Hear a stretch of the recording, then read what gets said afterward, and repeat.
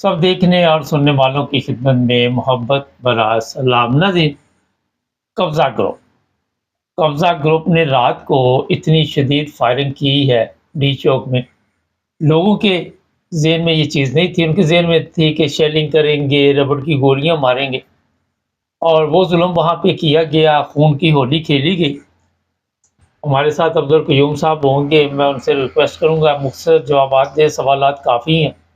Sir, ये तो आपको पता है कि ये चोर दरवाज़े से लोग आए हुए हैं, रात को इन्होंने इतनी लाशें गिराई हैं कि एम्बुलेंस की जो कतारें लगी हुई थी, वहाँ से पता चल रहा था बेशुमार लोग ज़ख्मी हुए और फिर इनका कहना है कि ये मैदान छोड़ के भाग गए। अगर इस तरह किसी के ऊपर भी हमला हो, हमारी फ़ौज जो है उसके ऊपर जब हमला होता है बॉर्डर पे तो रोज़ाना लाशें गिरती हैं वहाँ पे, दोनों तरफ से। तो ये तो बिल्कुल निहत्थे लोग थे, तो इनके ऊपर फायरिंग की और राना सनाउल्लाह का रिकॉर्ड आपको पता ही है।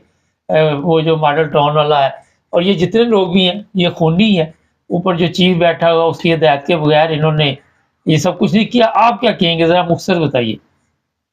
मुबारक साहब, बात यह है कि जब आप ये देखें कि ये चूंकि जैसे आपने कहा, चूंकि ये गद्दार लोग हैं, आप इनको मोटी टर्म में लें। ये पाकिस्तान के गद्दार गठे हुए, इन्होंने पाकिस्तान की दौलत ऑलरेडी खाई हुई है। पाकिस्तान के अदारे इनके नीचे आ गए हैं, जजेस भी इनके नीचे आ गए हैं, फौज का सरबराह इनके साथ मिल गया है। क्योंकि फौज के सरबराह की जो अपॉइंटमेंट हुई थी वो इन्होंने की थी और गलत तरीके से की थी। तो अपनी अपनी नौकरी बचाने के लिए ये सारे लगे हुए हैं, लेकिन सबसे बड़ी जो टर्म है ये गद्दार है।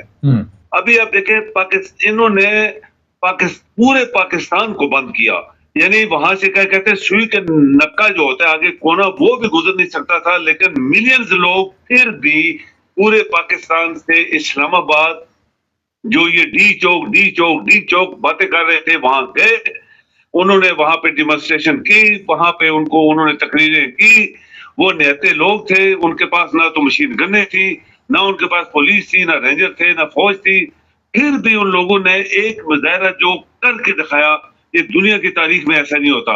मिलियन लोग, सब कुछ, पूरा पाकिस्तान बंद करने के बाद खरबों रुपए इन्होंने कल खर्च किए। 3 दिन में पाकिस्तान के खर्च किए, सड़कें बंद की, लोगों के बिजनेस बंद किए, लोगों ने ट्रक सारे उन्होंने जब्त कर लिए, जितनी ट्रांसपोर्ट थी हर चीज उन्होंने बंद की। खरबों रुपए नुकसान करके भी ये आप देखिए पीटीआई के लोग जो इस्लामाबाद पहुंचे, उनकी जुर्रत को देखें। उन लोगों ने जो मुजाहरा किया वो अपने लोग थे, हमारे पाकिस्तानी थे, हमारी माँ बहनें बच्चे थी या बच्चे थे, उनके ऊपर इन्होंने जो कल जुल्म किया, बहुत बड़े बड़े जुल्म किए हुए हैं। ये कातिल हैं, ये पाकिस्तान की दौलत खाए हुए हैं, इन्होंने सारी पाकिस्तान को पांव तले नचेड़ा हुआ है।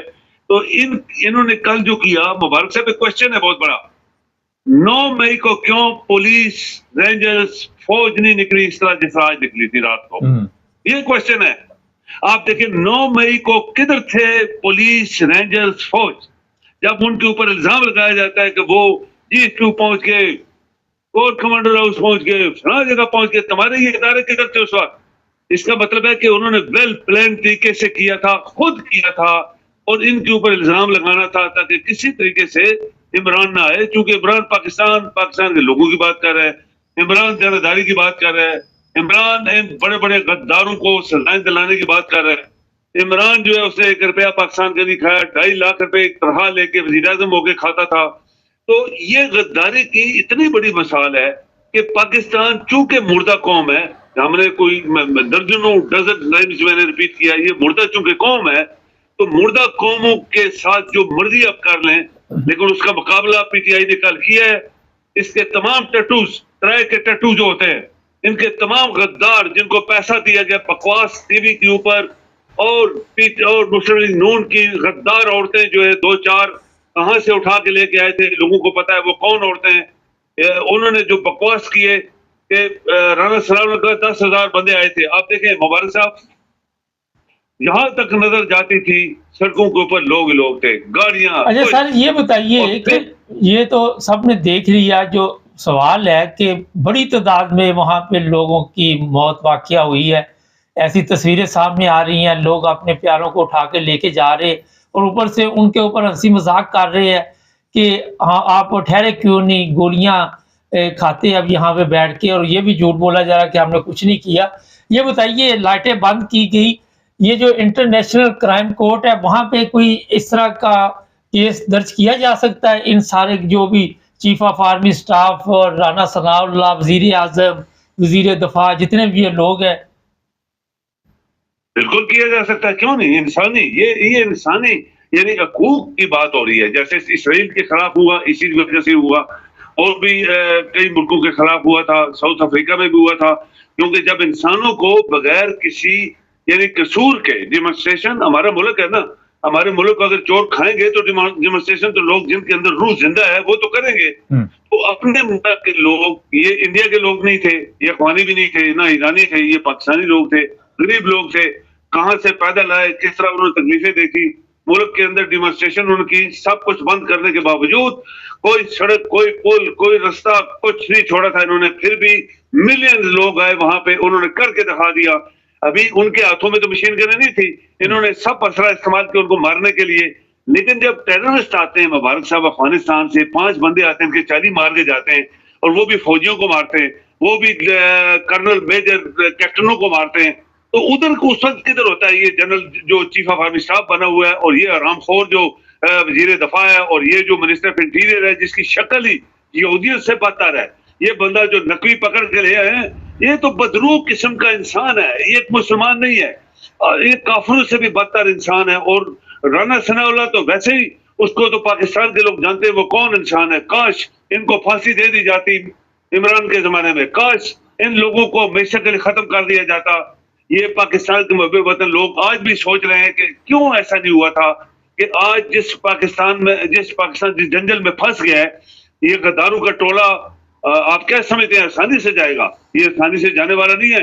इसीलिए कि आर्मी के चीफ की 5 साल सर्विस, ये सारे लोगों की सारी दौलत के ऊपर कब्जा, मुल्क के ऊपर कब्जा, जजों को पांव थले रौंद डालना, ये इस चीज की निशानी है कि ये टोला जो है गद्दारों का, ये आसानी से पाकिस्तान की जान नहीं छोड़ने वाला। अच्छा सर, मुनाफ़क़त देखें कि दिन को ये फ़ौज के लोग उनके साथ गले मिल रहे हैं और रात को उनके ऊपर गोली चला दी, और सबसे जो ख़तरनाक चीज़ है वो है मुनाफ़क़त। और एक ऐसा खौफ़नाक वाक़या भी, एक बंदा कंटेनर पे नमाज़ पढ़ रहा है, चलो उसे आप गिरफ़्तार कर ले, उसको रेंजर्स वालों ने ऊपर से नीचे फेंका, पता नहीं वो ज़िंदा है कि मर गया है। इसी तरह बेशुमार लोगों के ऊपर गोली चलाई, और जो लोग इनके मरे हैं वो इनके ट्रकों के नीचे आके खुद इन्होंने ये प्लान बनाया और खुद इनको कत्ल किया।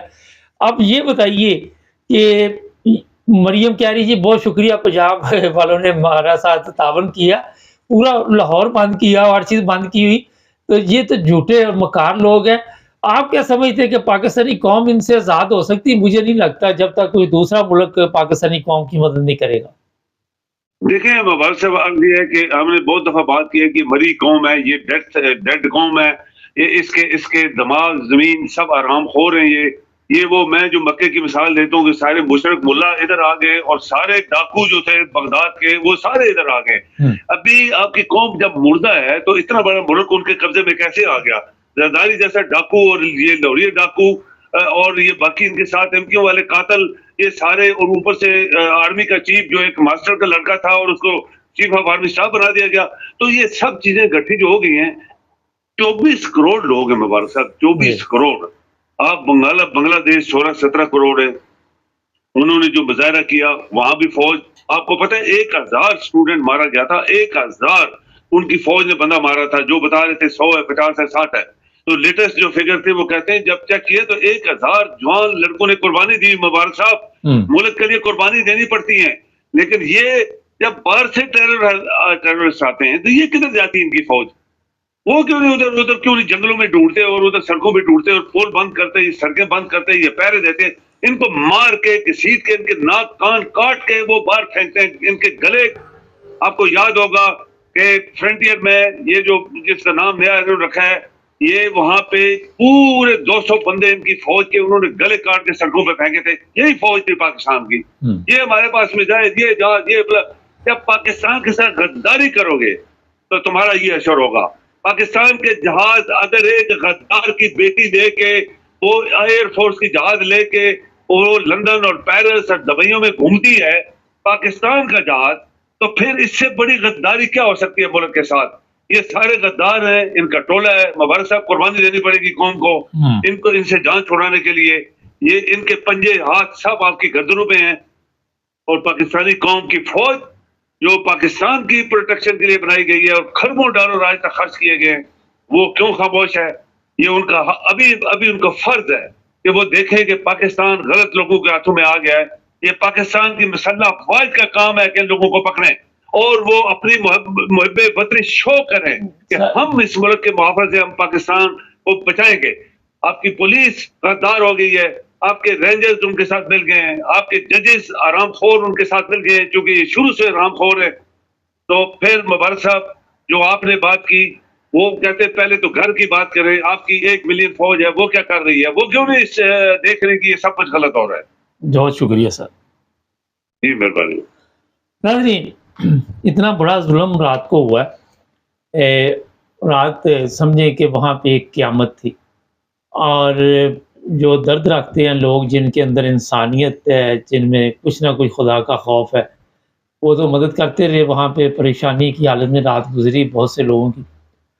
ऊपर से आके यहाँ पे बताना कि जनाब हम हर कदम उठा सकते हैं, फायरिंग भी कर सकते हैं, लोगों की लाशें भी गिरा सकते हैं, इनकी तरफ से पूरा पाकिस्तान मर जाए, इनको कोई फ़र्क नहीं पड़ता। वो पहले गरीब अवाम को वो समझते हैं कि ये ज़िंदा हैं। जो लोग समझते हैं वो भी बेवकूफ़ है। वो गरीब तो पहले ही मरा हुआ है। बहुत ही दर्दनाक इस तरह की इस वक्त मीडिया पे, सोशल मीडिया पे चल रही है। और मीडिया जो है उनका, उसको ख़रीदा हुआ है। उनके नसीब में नहीं कि कौम को सच बताएं। ये हॉस्पिटल जो हैं भरे पड़े हैं वहाँ पे सिर्फ मसला हल नहीं हुआ, ये भी बताया जा रहा है कई लाशें गायब कर दी गई है। ये तो बाद में पता चलेगा कितने लोग गायब हैं। पाकिस्तान में तो मामूली केस है गायब करने लोगों को।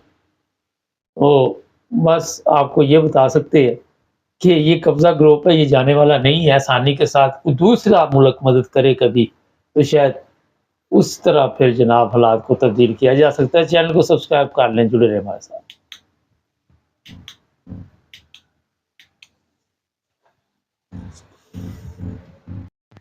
सब देखने और सुनने वालों की खिदमत में मोहब्बत भरा सलाम। हमारे साथ होंगे जनाब इरफान अहमद खान साहब। पाकिस्तान के हालात तब्दील होते नज़र तो नहीं आ रहे। खान साहब, आप क्या समझ रही हैं कि जिन लोगों ने इस वक्त सिस्टम को संभाला हुआ, उनसे जान छुड़ानी कोई इतनी आसान नहीं है? सिस्टम से मुराद आपकी रियासत है या सियासी और दूसरे सब मिले जुले ही है ना इस वक्त। तो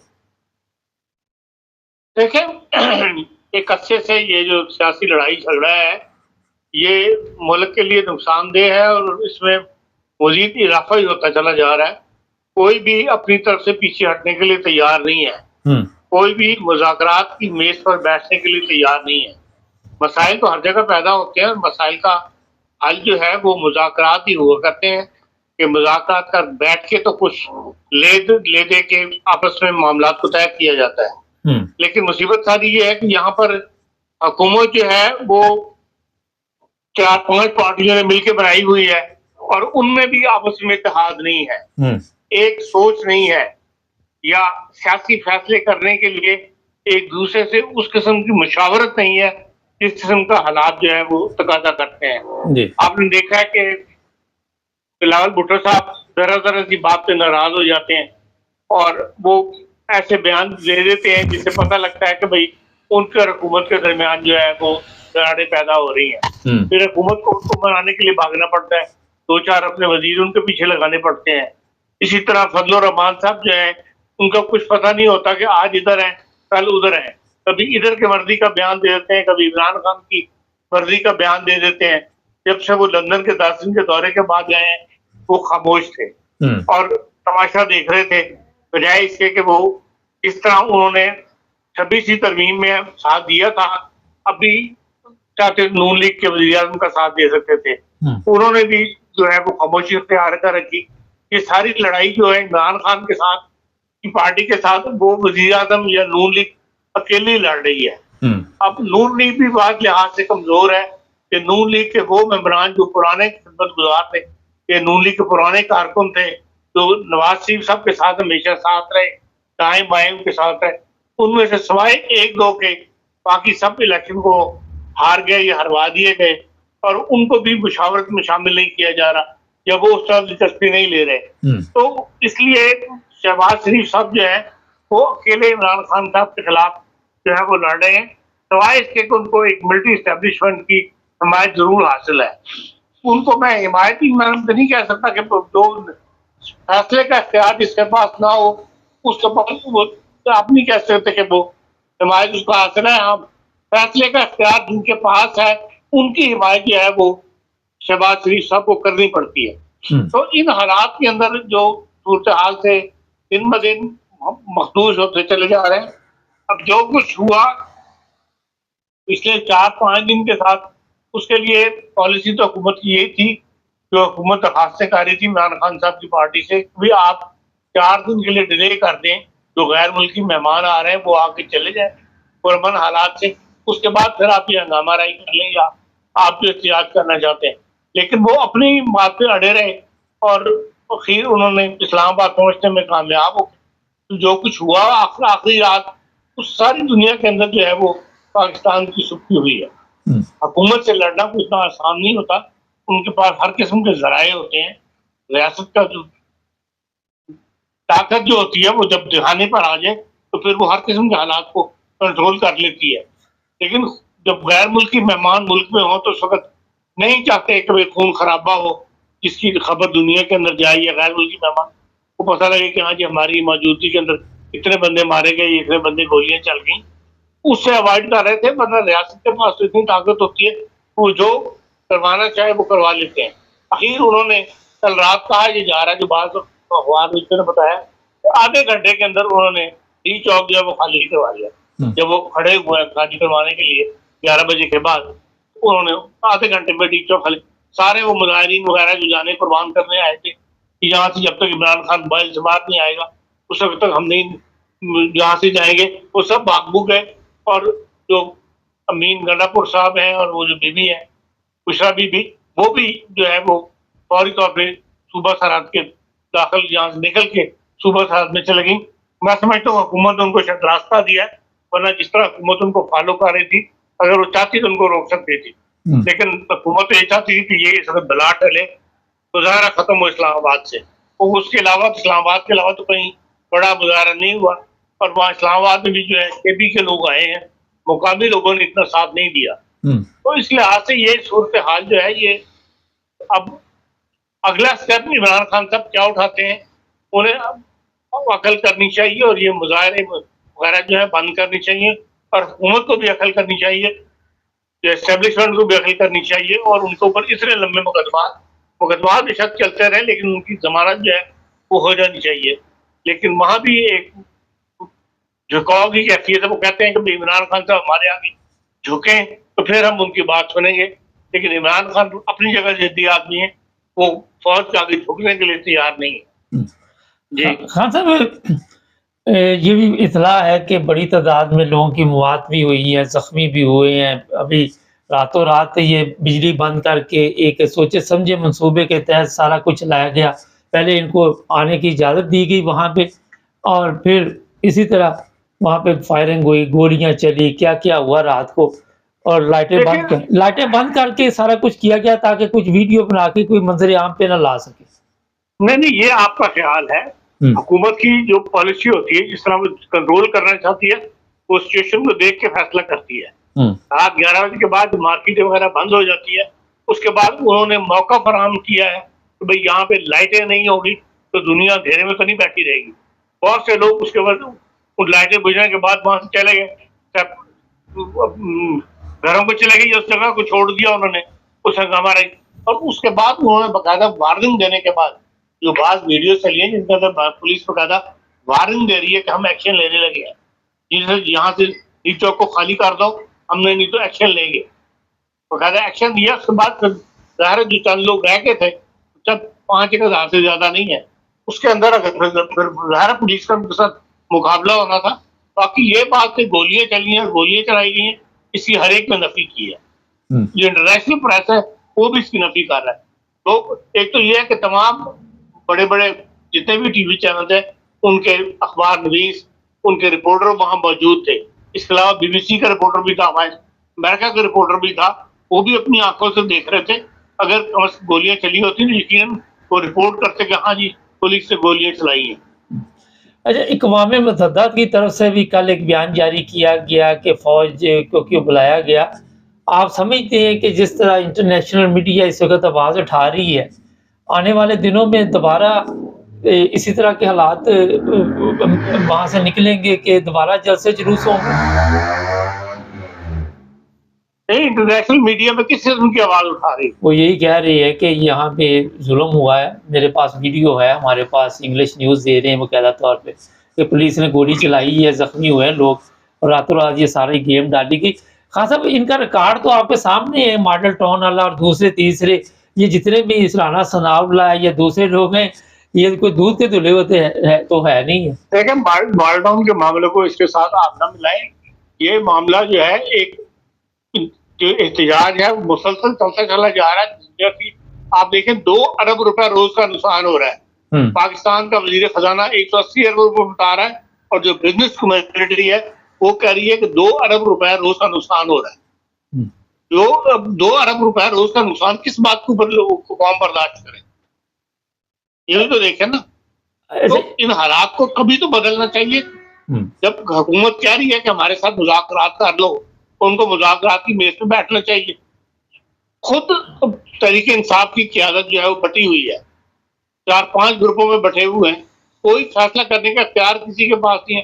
फैसला करने का इख्तियार सिर्फ एक चेयरमैन के पास है और वो अपनी जिद पे अड़ा हुआ है। ये सिर्फ उसकी जिद को पूरा करने के लिए 2 अरब रुपए का डेली नुकसान तो नहीं किया जा सकता।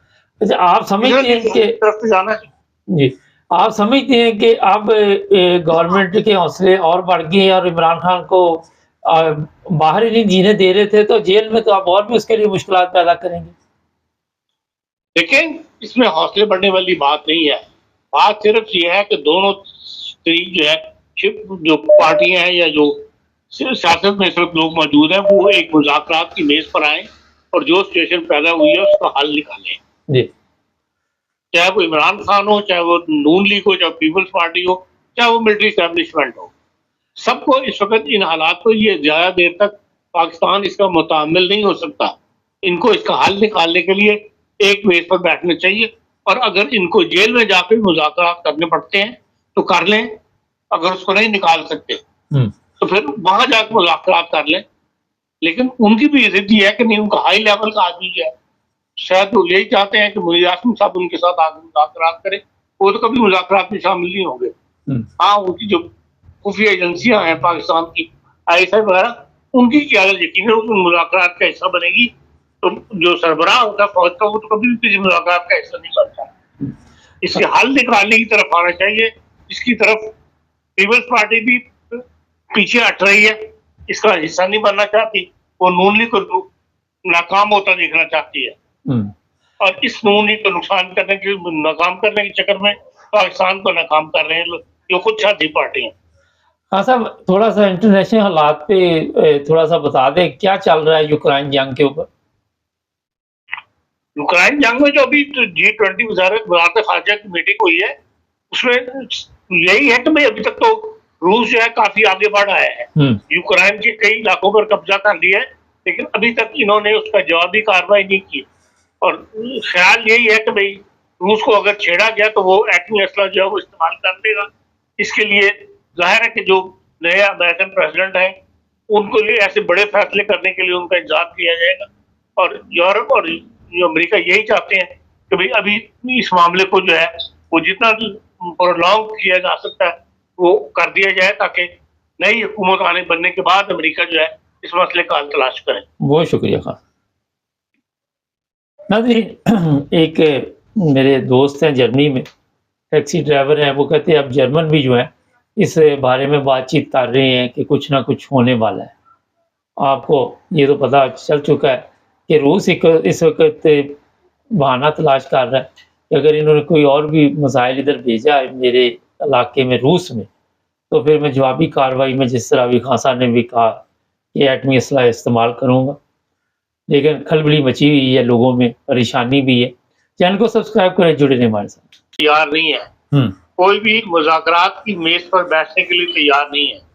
मसाइल तो हर जगह पैदा होते हैं और मसाइल का हल जो है वो मुज़ाकरात ही हुआ करते हैं कि मुज़ाकरात कर बैठ के तो कुछ ले दे के आपस में मामलात को तय किया जाता है। लेकिन मुसीबत सारी ये है कि यहाँ पर हुकूमत जो है वो 4-5 पार्टियों ने मिलकर बनाई हुई है और उनमें भी आपस में इत्तेहाद नहीं है, एक सोच नहीं है या सियासी फैसले करने के लिए एक दूसरे से उस किस्म की मुशावरत नहीं है जिस किस्म का हालात जो है वो तकाजा करते हैं। आपने देखा है कि बिलावल भुट्टो साहब जरा सी बात पे नाराज हो जाते हैं और वो ऐसे बयान दे देते हैं जिससे पता लगता है कि भाई उनके और हुकूमत के दरमियान जो है वो दरारें पैदा हो रही हैं। फिर हुकूमत को उनको बनाने के लिए भागना पड़ता है, 2-4 अपने वजीर उनके पीछे लगाने पड़ते हैं।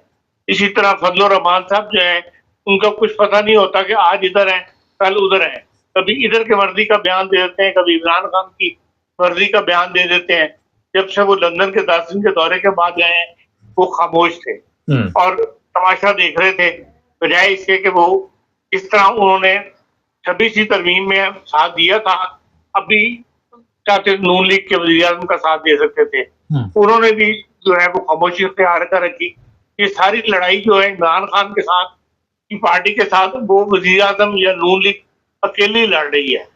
अब नून लीग भी बात लिहाज से कमजोर है कि नून लीग के वो मेंबरान जो पुराने खिदमतगुजार थे, ये नून लीग के पुराने कारकुन थे जो नवाज शरीफ साहब के साथ हमेशा साथ रहे, दाएं बाएं उनके साथ रहे, उनमें से सिवाय 1-2 के बाकी सब इलेक्शन को हार गए या हरवा दिए गए और उनको भी मुशावरत में शामिल नहीं किया जा रहा या वो उस तरह दिलचस्पी नहीं ले रहे। तो इसलिए शहबाज शरीफ साहब जो है वो अकेले इमरान खान साहब के खिलाफ जो है वो लड़ रहे हैं, सवाए इसके कि उनको एक मिलिट्री एस्टेब्लिशमेंट की हिमायत जरूर हासिल है। उनको मैं हिमायती मैं तो नहीं कह सकता कि जो फैसले का इख्तियार जिसके पास ना हो उसके पास वो आप नहीं कह सकते कि वो हिमायत उसको हासिल है। हम फैसले का इख्तियार जिनके पास है उनकी हिमायत जो है वो शहबाज शरीफ साहब को करनी पड़ती है। तो इन हालात के अंदर जो सूरत हाल से दिन ब दिन मखदूस होते चले जा रहे हैं। अब जो कुछ हुआ पिछले 4-5 दिन के साथ उसके लिए पॉलिसी तो हुकूमत की यही थी, जो हुकूमत दरखास्त से कर रही थी इमरान खान साहब की पार्टी से भी आप 4 दिन के लिए डिले कर दें, जो गैर मुल्की मेहमान आ रहे हैं वो आके चले जाए पुरअमन हालात से, उसके बाद फिर आप ये हंगामा राई कर लें या आप जो एहतियात करना चाहते हैं। लेकिन वो अपनी बात पे अड़े रहे और आखिर उन्होंने इस्लामाबाद पहुंचने में कामयाब हो। तो जो कुछ हुआ आखिरी रात उस सारी दुनिया के अंदर जो है वो पाकिस्तान की सुखी हुई है। हुकूमत से लड़ना कोई इतना आसान नहीं होता, उनके पास हर किस्म के जराए होते हैं। रियासत का जो ताकत जो होती है वो जब दिखाने पर आ जाए तो फिर वो हर किस्म के हालात को कंट्रोल कर लेती है। लेकिन जब गैर मुल्की मेहमान मुल्क में हो तो उस वक्त नहीं चाहते कि भाई खून खराबा हो, जिसकी खबर दुनिया के अंदर जाए या गैर मुल्की मेहमान को पता लगे कि हाँ जी हमारी मौजूदगी के अंदर इतने बंदे मारे गए, इतने बंदे गोलियां चल गई, उससे अवॉइड कर रहे थे। वरना रियासत के पास तो इतनी ताकत होती है वो जो करवाना चाहे वो करवा लेते हैं। आखिर उन्होंने कल रात कहा ये जा रहा है, जो बात अखबार ने बताया तो आधे घंटे के अंदर उन्होंने डी चौक जो है वो खाली करवा लिया। जब वो खड़े हुए खाली करवाने के लिए 11 बजे के बाद उन्होंने आधे घंटे में डी चौक खाली, सारे वो मुजाहिरीन वगैरह जो जाने कुर्बान करने आए थे कि यहाँ से जब तक इमरान खान मोबाइल से बाहर नहीं आएगा उस वक्त तक हम नहीं यहाँ से जाएंगे, वो सब भाग भूग गए। और जो अमीन गंडापुर साहब हैं और वो जो बीबी है बुशरा बीबी, वो भी जो है वो फौरी तौर पर सूबा सरहद के दाखिल यहाँ से निकल के सूबा सरहद में चले गई। मैं समझता हूँ हुकूमत ने उनको शायद रास्ता दिया है, वरना जिस तरह हुकूमत उनको फॉलो कर रही थी अगर वो चाहती तो उनको रोक सकती थी। लेकिन हुकूमत ये चाहती थी कि ये सब बला टले तो ज़ाहिर खत्म हो इस्लामाबाद से। और उसके अलावा इस्लामाबाद के अलावा तो कहीं बड़ा मुजाहरा नहीं हुआ और वहाँ इस्लामाबाद में भी जो है केबी के लोग आए हैं, मुकामी लोगों ने इतना साथ नहीं दिया। तो इस लिहाज से ये सूरत हाल जो है ये अब अगला स्टेप इमरान खान साहब क्या उठाते हैं, उन्हें अकल करनी चाहिए और ये मुजाहरे वगैरह जो है बंद करनी चाहिए और हुकूमत को भी अकल करनी चाहिए, एस्टेब्लिशमेंट को भी अकल करनी चाहिए और उनके ऊपर इतने लंबे मुकदमा बेशक चलते रहे लेकिन उनकी जमानत जो है वो हो जानी चाहिए। लेकिन वहाँ भी एक झुकाव की कैफियत है, वो कहते हैं कि इमरान खान साहब हमारे आगे झुके तो फिर हम उनकी बात सुनेंगे। लेकिन इमरान खान अपनी जगह जिद्दी आदमी है, वो फौज के आगे झुकने के लिए तैयार नहीं है। जी खान साहब, ये भी इतला है कि बड़ी तादाद में लोगों की मौत भी हुई है, ज़ख्मी भी हुए हैं। अभी रातों रात ये बिजली बंद करके एक सोचे समझे मंसूबे के तहत सारा कुछ लाया गया। पहले इनको आने की इजाज़त दी गई वहाँ पे, और फिर इसी तरह वहाँ पे फायरिंग हुई, गोलियाँ चली, क्या-क्या हुआ रात को, और लाइटें बंद करके सारा कुछ किया गया ताकि कुछ वीडियो बना के कोई मंज़र आम पे ना ला सके। नहीं, ये आपका ख्याल है। हुकूमत की जो पॉलिसी होती है, जिस तरह वो कंट्रोल करना चाहती है, वो सिचुएशन को देख के फैसला करती है। रात 11 बजे के बाद मार्केटें वगैरह बंद हो जाती है, उसके बाद उन्होंने मौका फराहम किया है कि भाई यहाँ पे लाइटें नहीं होगी तो दुनिया अंधेरे में तो नहीं बैठी रहेगी। बहुत से लोग उसके बाद उन लाइटें बुझने के बाद वहां से चले गए,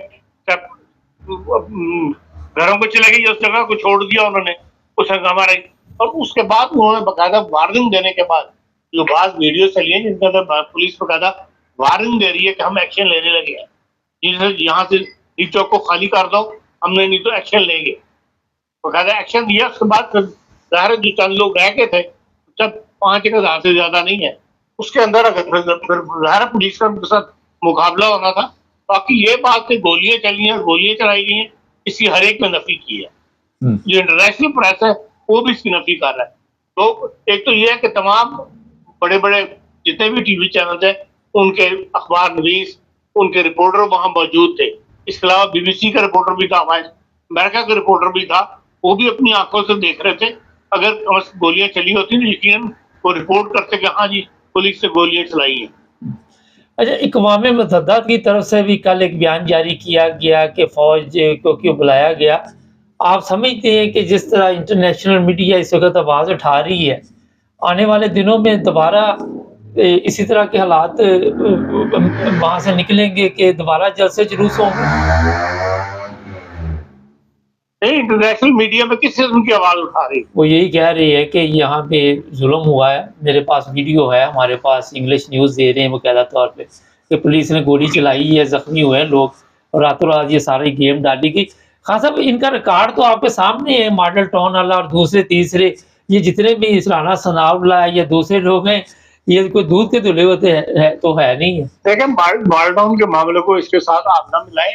ये मामला जो है एक जो एहतजाज है वो मुसलसल चलता चला जा रहा है। जैसे आप देखें 2 अरब रुपया रोज का नुकसान हो रहा है। पाकिस्तान का वजीर खजाना 180 अरब रुपये बता रहा है, और जो बिजनेस कम्युनिटी है वो कह रही है कि 2 अरब रुपया रोज का नुकसान हो रहा है।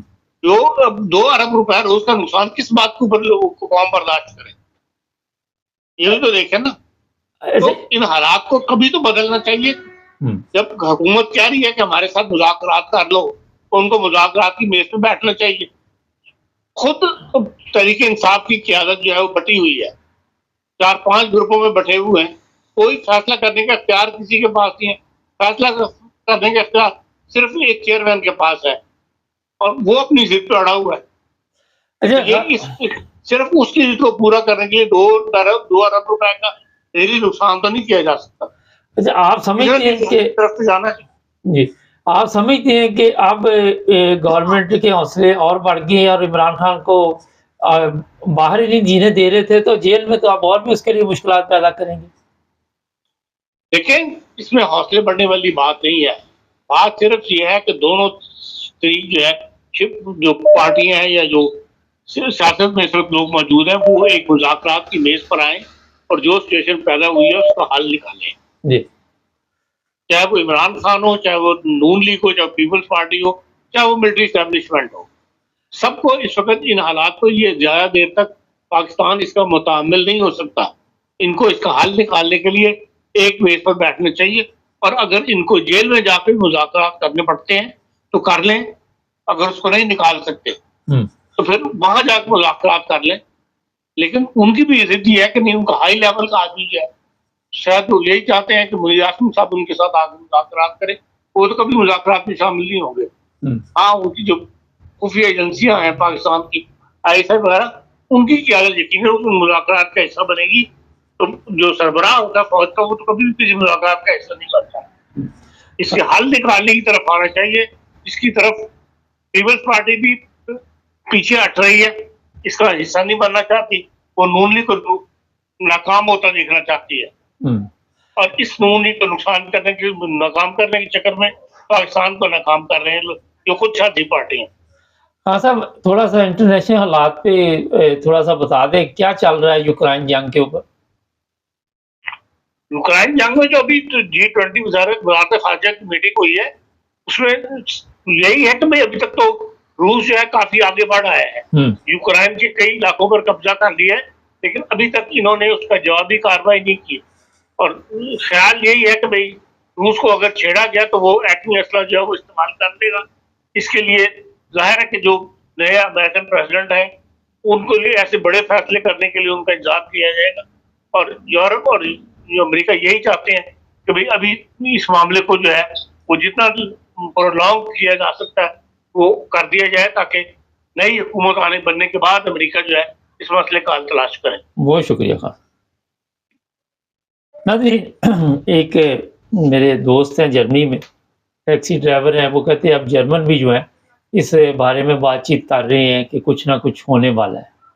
आपको ये तो पता चल चुका है कि रूस इस वक्त बहाना तलाश कर रहा है कि अगर इन्होंने कोई और भी मिसाइल इधर भेजा है मेरे इलाके में रूस में, तो फिर मैं जवाबी कार्रवाई में, जिस तरह अभी खान साहब ने भी कहा, ये एटमी असला इस्तेमाल करूँगा।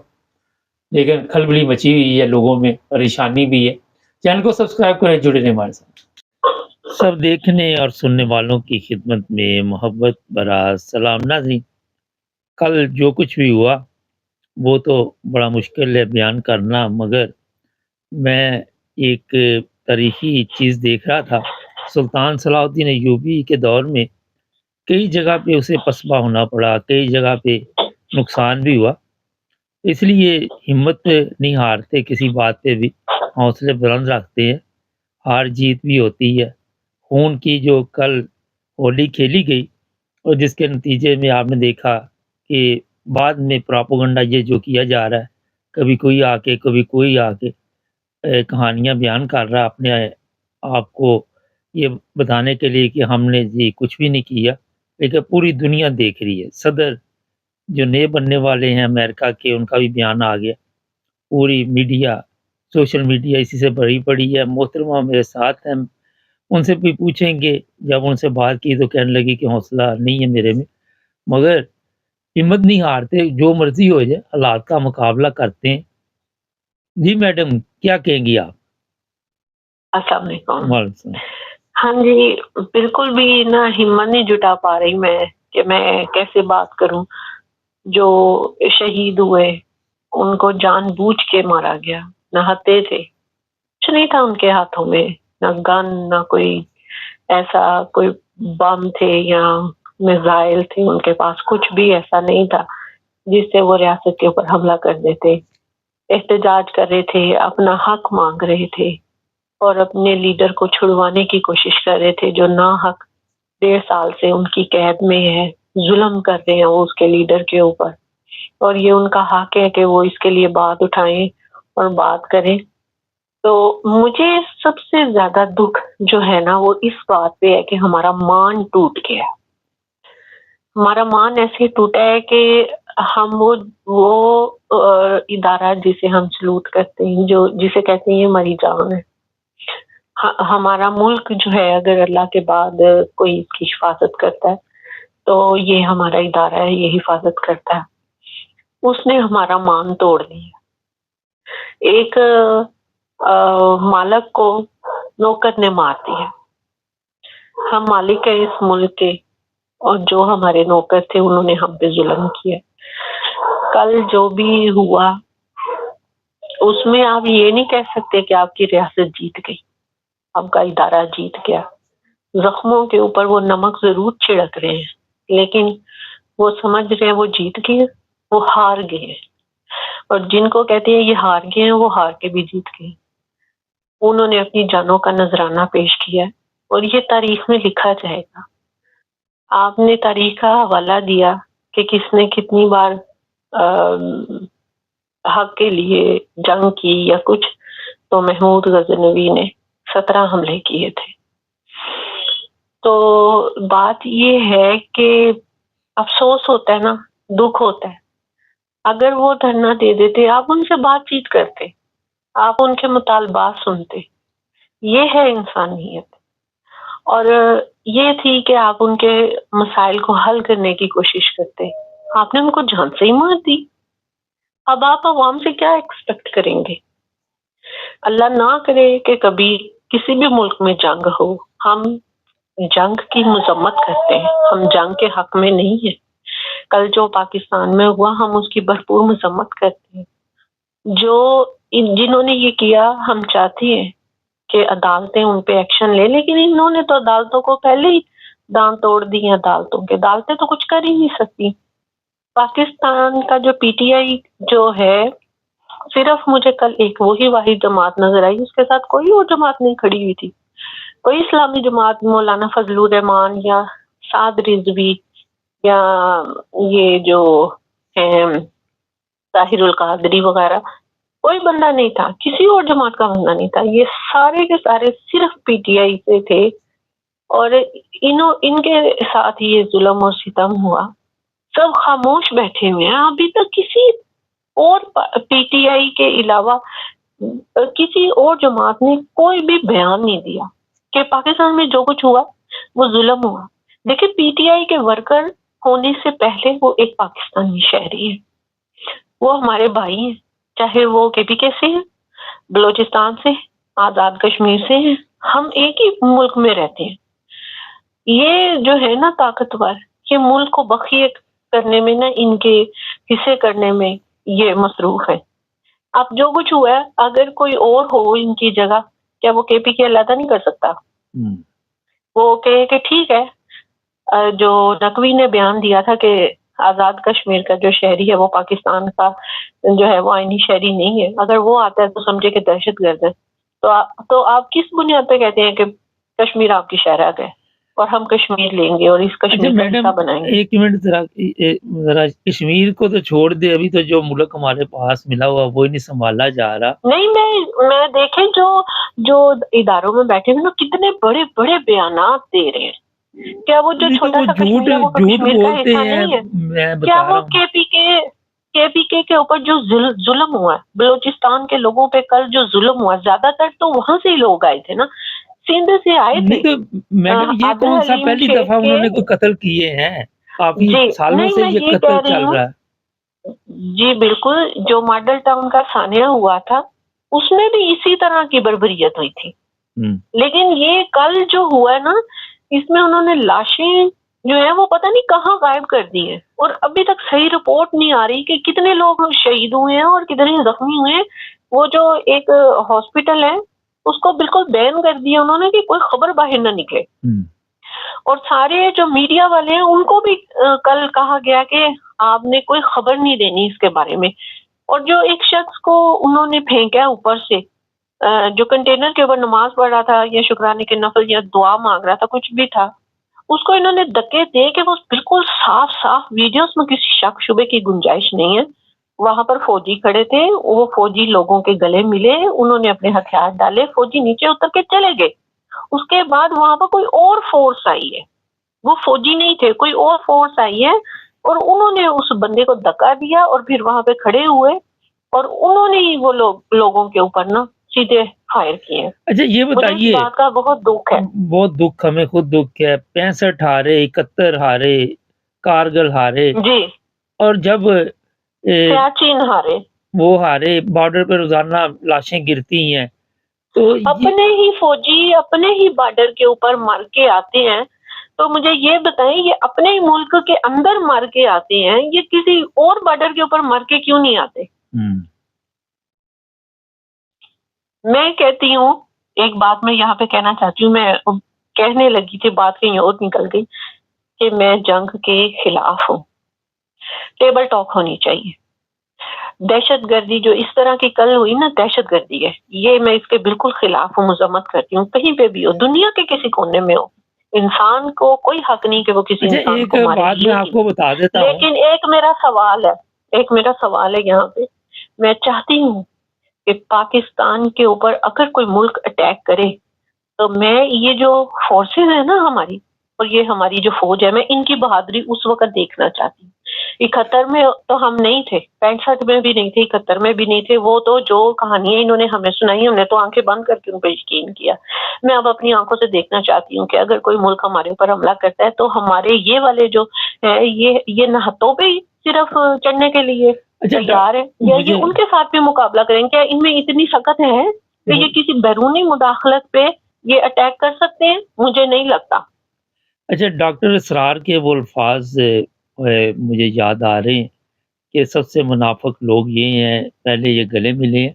अगर फौज, आप कह रही कोई और फोर्स आ गई, जब तक चीफ ऑफ आर्मी स्टाफ ने इनको खुली छुट्टी नहीं दी, ये कुछ भी नहीं कर सकते। जहाँ भी जाते हैं चीफ ऑफ आर्मी स्टाफ के साथ ये लोग जाते हैं, इनको अंदर नहीं जाने देते, उसी को ले उसको भी नहीं कई जगह पे तो जाने देते। अच्छा, आप बुशरा बेगम के बारे में बेशुमार बातें कर रहे हैं। इनका प्रोग्राम था कि उसको गाड़ी के अंदर ही जला देना। अता तारड़ जो कहानियां सुना रहा आके कि इसके अंदर असला था, ये था, वो था। अता तारड़ ने जो अता तारड़ ने बयान दिया ना, बिल्कुल वो ही हुआ है, वो ही हुआ है। उसने कहा था एक छट्टा लगेगा और ये सारे खत्म हो जाएंगे, और उसके बाद वाकई छट्टा लगा। वो गन का जो छट्टा लगता है ना, वही लगा था। और फिर वो लोगों को वहां से अपनी जान बचा के भागना पड़ा। देखें, जितने मर्जी बहादुर हो, अगर सीधे फायर हो रहे हो ना तो कोई भी जानबूझ के नहीं आता। यही बात मोहसिन नकवी ने भी कही थी। जी, वही ना, उसने भी पहले कहा था और फिर चली थी गोलियां। और ये अता तारड़ ने साफ साफ कहा था। अच्छा, मैं अपने पाकिस्तानियों को ये मैसेज देना चाहता हूँ कि ये जो कुछ भी कल हुआ, जो आपने देखा अक़वाम मुत्तहिदा में जो क्रिमिनल कोर्ट है, जो भी वकला हैं इस केस को वहाँ पे लेके जाएं। एक तो मैं आपको ये कहूँगा, दूसरा ये कि इस कौम को आज़ाद नहीं किया जाएगा। अब बात रही अमेरिका के सदर के बयान की, ये जो भी जंजाल पूरा डाला ये अमेरिका की तरफ से ही है और अमेरिका ही इसे निकालेगा। इन हुक्मरानों को अमेरिका ही किसी तरह जो कब्ज़ा कर चुके हैं वही इनको दाएँ-बाएँ कर सकता है। पाकिस्तानी अवाम काफ़ी मुश्किल है, क्योंकि काफ़ी ये जो लोग हैं चोर, चौकीदार, डाकू सब मिल चुके हैं।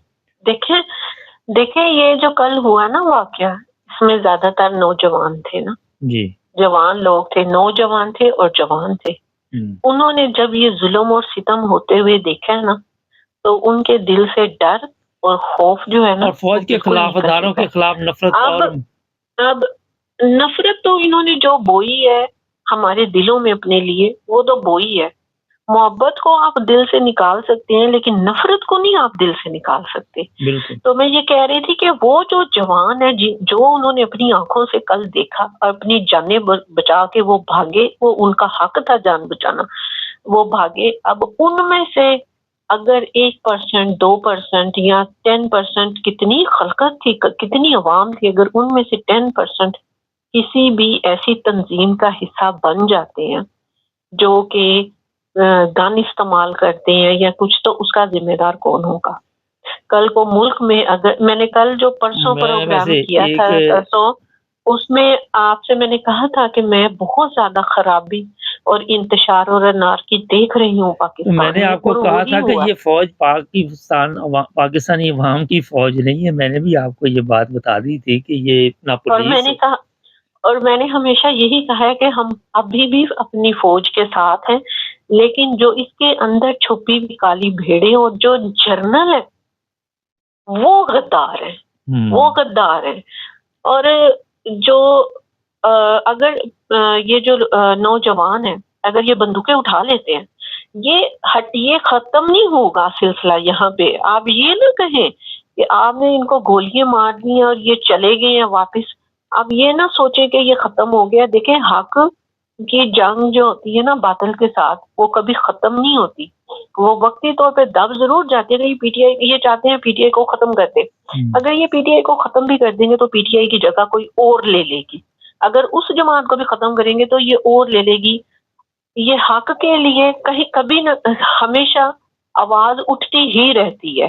सही, तो आप ये ना समझे कि आप इस तरह से हक को दबा लेंगे और उसको बिल्कुल खत्म करके फतह कर लेंगे और आप जुल्म का बाजार गर्म रखेंगे।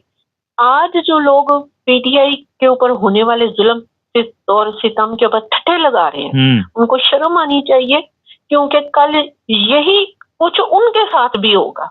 इंशाल्लाह ये उनके साथ भी होगा। पहिया जो है वो घूमेगा। और मैं ये भी कहना चाहती हूँ, हमारे जो आर्मी चीफ है ना अभी बैठे हुए हैं, मैं उनसे ये कहना चाहती हूँ कि अगर आप कहते हैं कि खान साहब गद्दार है, उन्होंने मुल्क के साथ गद्दारी की है और पीटीआई एक दहशतगर्द जमात है, तो हमारे सामने सबूत लेके आए खुद। अच्छा, ये आर्मी जनरल खुद सबूत लेके आए। मैडम, सबूत की बात तो हम तब करें, वो अदालतों में केस पड़े हुए हैं, कोई सबूत नहीं है। मैं ये सिर्फ आपको बता देता हूँ कि इन लोगों से ये पूरा जो टोला आया हुआ है, इनका जो प्रोग्राम है, कई दफ़ा इन्होंने लाशें गिराई, ये ज़िंदा लोगों को जला देते हैं, ये पता नहीं कितने बड़े इन्होंने जुल्म किए, और झूठ में तो इनका कोई सानी नहीं है। लेकिन आने वाले दिनों में ये आपको मैं बता देता हूँ कि आज नहीं, कल नहीं, किसी के लिए आप खूह खोदते हैं तो अपने लिए खाता तैयार हो रहा होता है, जो अभी आपने बात की, तो ये भी बचेंगे नहीं वहाँ पे। और किसी की नहीं बचेंगे। हाँ जी, किसी अल्लाह का जो सिस्टम है ना, बिल्कुल, अल्लाह का जो सिस्टम है ना, वो बड़ा मुख्तलिफ है। आप जिसके लिए गड़ा खोदते हैं ना, वो उसमें आपने भी गिरना होता है। ये फौज अगर पाकिस्तान की नहीं आज तक हुई, पाकिस्तान की अवाम की नहीं हुई, तो इमरान खान की नहीं हुई, तो इनकी कैसे होगी? ये भी बड़ा एक सवाल है। नहीं होगी। दूसरी बात, मैं लास्ट में सिर्फ ये कहना चाहती हूँ कि जो भी हुआ ना, इसका बहुत दिली दुख है। बहुत, पता नहीं कितने माओं के बच्चे मरे हैं, कितनी खवातीन बेवा हुई और बच्चे यतीम हुए हैं। बहुत ज्यादा सानिया है ये, और इस पे सबको आवाज उठानी चाहिए। मैं इस वक्त बहुत ज्यादा गमगीन हूँ, मेरा दिल बहुत ज्यादा दुखी है, लेकिन मैं मायूस नहीं हूँ। आप ये ना कहे कि मैं मायूस हूँ, मैं बात करना छोड़ दूंगी और मैं पीटीआई को छोड़ दूंगी। नहीं, मैं पीटीआई को कभी नहीं छोड़ूंगी, मैं बात करना कभी बंद नहीं करूंगी। लेकिन जब कोई घर का बंदा मर जाता है ना, तो उसके लिए भी 3 दिन का शोक का कहा हुआ है। दिल दुखी होता है, फिर आहिस्ता आहिस्ता वक्त मरहम बन जाता है, फिर ये रिलीफ हो जाएगा, ये सब कुछ मतलब कि थोड़ा हल्का हो जाएगा ये दुख। लेकिन ये याद तो हमेशा रखा जाएगा, और ये रखा जाना भी चाहिए, ये रखा जाना चाहिए। और जो ये जुल्म कर रहे हैं, इनको मेरा एक मैसेज है, जो जुल्म कर रहे हैं, कि अब आपने ये कर लिया ना, इससे और ज्यादा क्या करेंगे? और ज्यादा मत करें, इतना करें कि आप जितना आप सह सकें, इतना जुल्म मत करें। ये आपकी आवाम है, आप में से ही है। बहुत शुक्रिया।